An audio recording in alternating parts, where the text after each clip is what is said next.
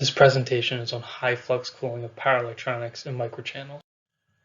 The 1 MHz, 1 MW, 3-phase AC to DC, ultra-fast electronic vehicle charger is an ongoing project funded by the Advanced Research Project Agency for Energy.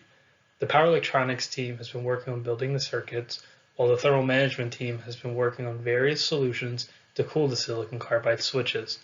Because of high power density, a 2-phase cooling system needs to be in place to remove high amounts of heat to maintain proper operating temperatures.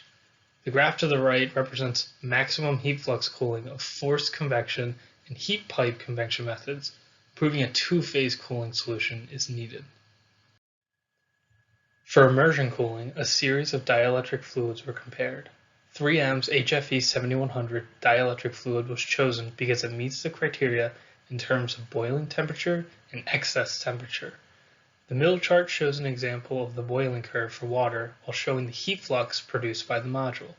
The nucleate boiling regime is the focus because after the excess temperature surpasses the critical heat flux and enters the transition boiling regime, the heat transfer will drop by orders of magnitude. The graph to the right shows an example of HFE 7100 critical heat fluxes in narrow channels. Two correlations were used to build theoretical models.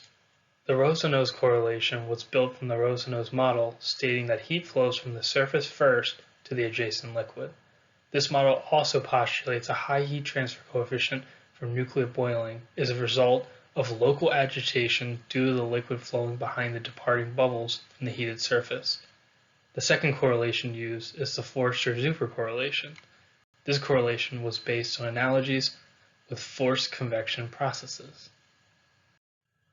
The silicon carbide module was first investigated to find the maximum temperatures as well as determining the heat fluxes of the individual components. The FLIR image from Cree shows the non-uniform distribution of heat into the base plate, while the open module shows the layouts of the components. Next, a thermal resistance model of silicon carbide module was performed in order to accurately estimate the heat flux values.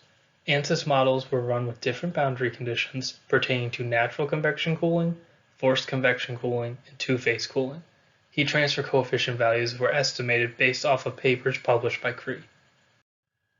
The experimental bed has been set up to run current through the copper bars and across the Cree modules in order to measure temperatures across the base plate while the module is submerged in the dielectric fluid.